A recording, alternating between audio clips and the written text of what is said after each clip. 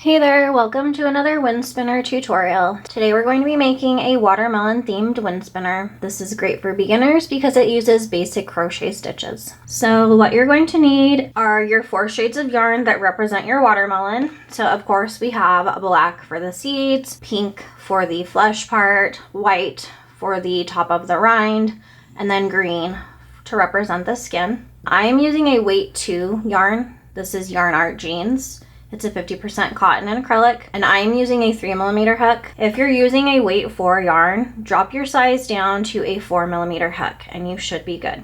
You're also going to need scissors, a yarn needle, and this is optional, but I like to hang my wind spinners with one of these. I purchased them on Amazon, and if you're interested, I will put the link in the description. I like them because they swivel all the way around. I've also used just strands of yarn to hang my wind spinner and never had an issue, so feel free to do that if that's all you have. So with your green yarn, you're going to make a slip knot. Place that on your hook. And then we're going to chain 65. I chain 65 and I typically come out with a wind spinner that is about 1 foot long.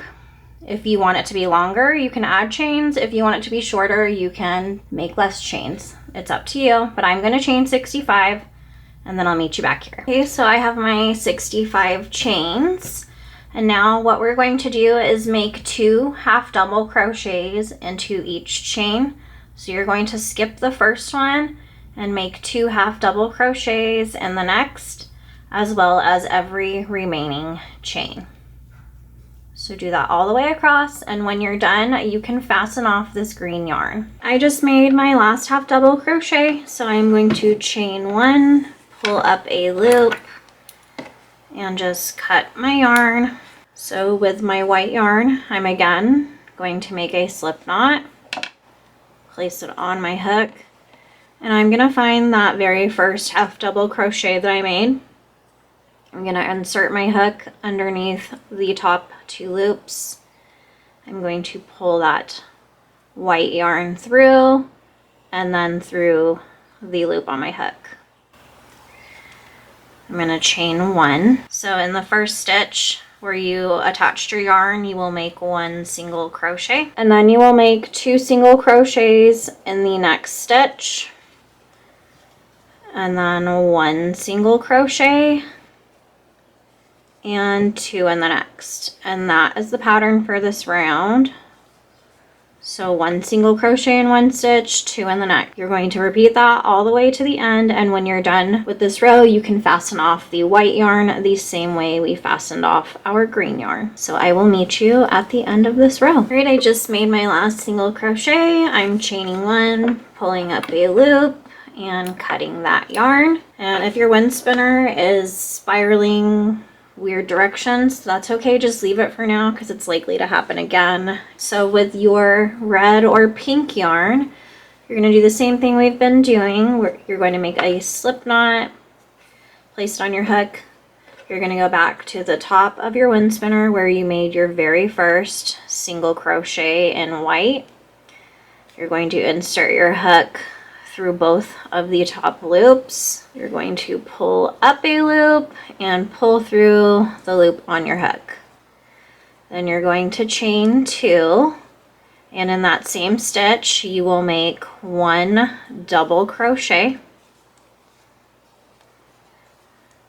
In the next stitch you will make 1 double crochet, and in the third stitch you will make 2 double crochet. And that is the pattern for this row. So you'll make 1 double crochet in the next 2 stitches and 2 double crochet in the third stitch.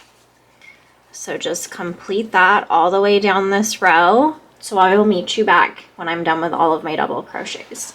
I am at the end of my row. I am going to turn. I'm not chaining for a turning chain. I just go directly into the first stitch. I'm going to make a single crochet in the first 3 stitches. So that's 3. And in the fourth, I will make 2 single crochet. And that is the pattern for this round. You're going to make a single crochet in the next 3 stitches and then 2 in the next. and I'll meet you at the end of this round. So I just finished my last single crochet of the round.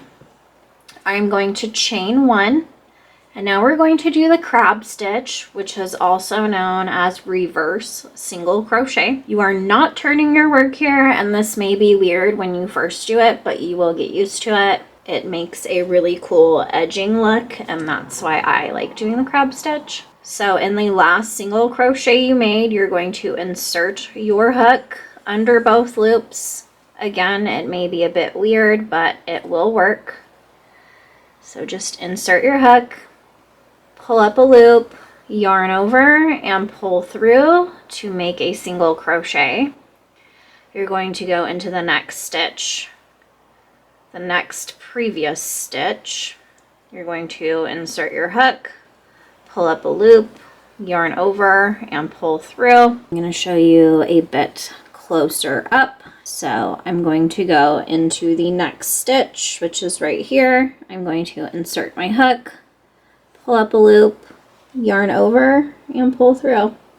And you're just going to continue that all the way down, working in each previous stitch. You will get the hang of it.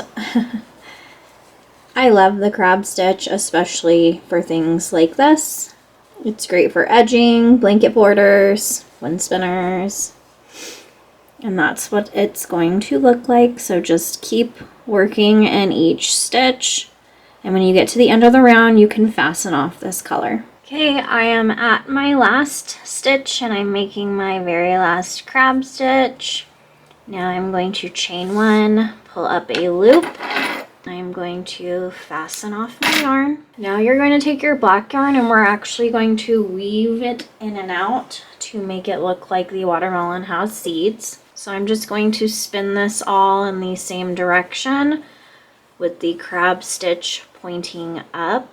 Okay, and if you want to take a minute to weave in your tails, go ahead and do that. I'm going to do that real quick off camera, and then we'll start on the seeds. So with your black yarn, you want to take a decent length because we're going to be weaving it in and out of the wind spinner. So I try to take a good amount, definitely more than I'm going to need, so that I don't have to reattach anything and have all these extra ends to weave in. So what you're going to do is thread your needle with that black yarn, and you're going to start at one end of your wind spinner and just work your way through. So I'm going to start up here, and I'm just going to insert my needle through my wind spinner. I'm going to pull this black. So this is my tail. That gives me enough to weave in. I'm going to go over here, pull through. So there's my first little seed. Now I'm on the back, and I'm just going to try to do that again so that it looks like seeds on both sides. So I'm inserting here, skipping about 2 stitches, pull this back through, and then I'm going to go through the front again, just pulling the black yarn all the way through. So that's my next seed. Now I'm in the back again, so I'm going to go up here and pull my yarn tail back through. And you're just going to continue that all the way to the end of your wind spinner. I try to make my seeds all kind of symmetrical, meaning they're facing the same way. So here's the finished one. This is how these seeds look on it. So just continue that to the end, and then we'll start the little dangling watermelon. So we're going to make the little mini watermelon now, and you're going to start with a magic ring, chain 1 to secure, and then make 8 single crochet inside of the ring. Then just pull your tail tight, and then you're going to make 2 single crochet in each stitch. So you'll have 16 at the end of this round.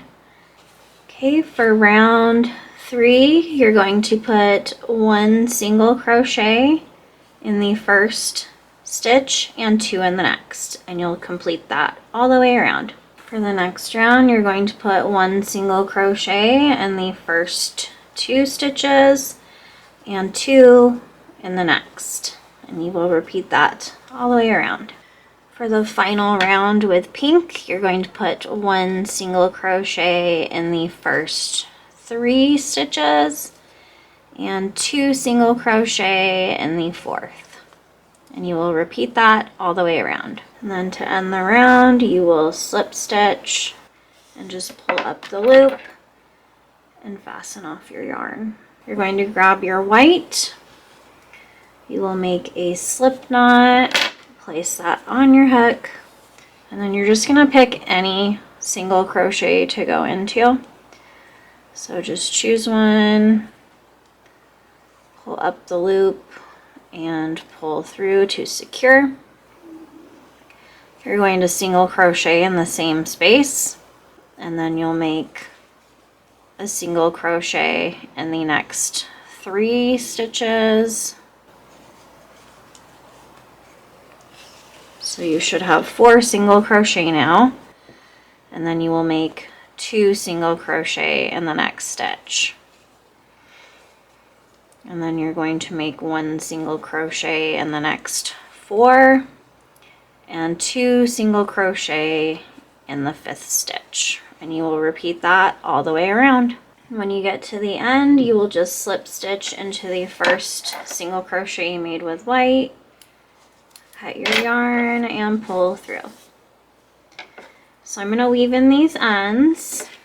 So with your watermelon wrong side facing up, you're going to take your black yarn, which you should have threaded through your needle, and you're going to insert it just anywhere.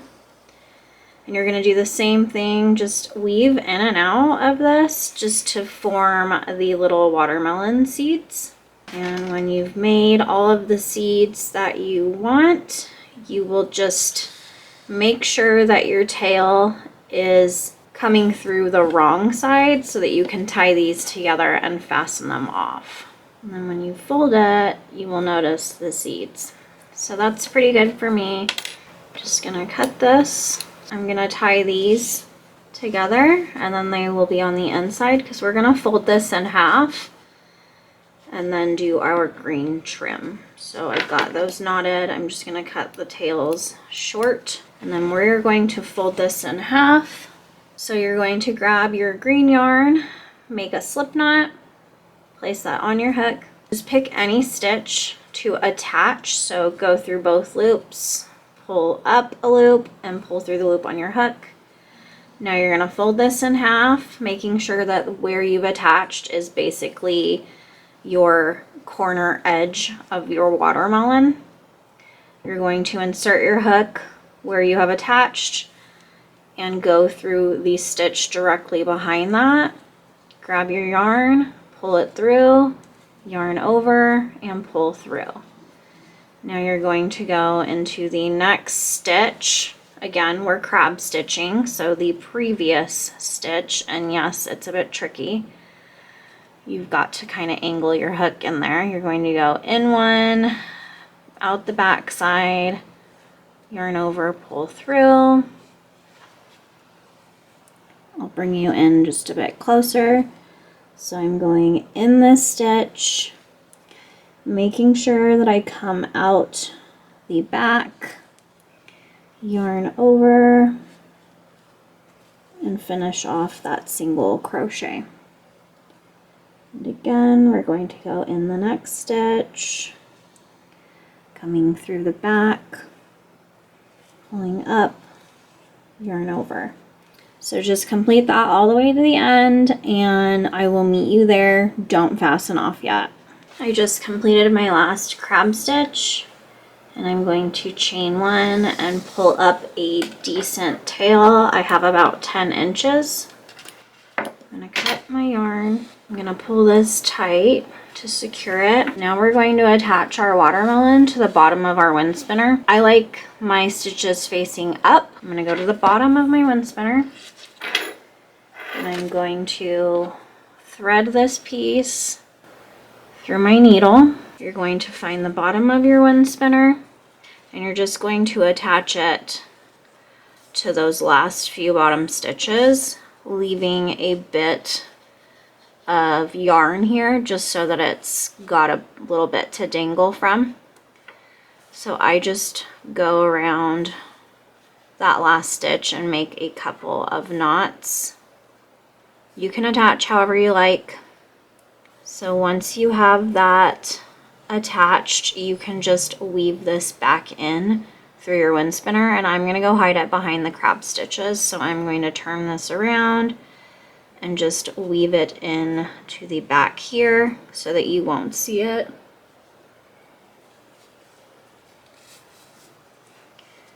And I'll go back in and weave it through even more.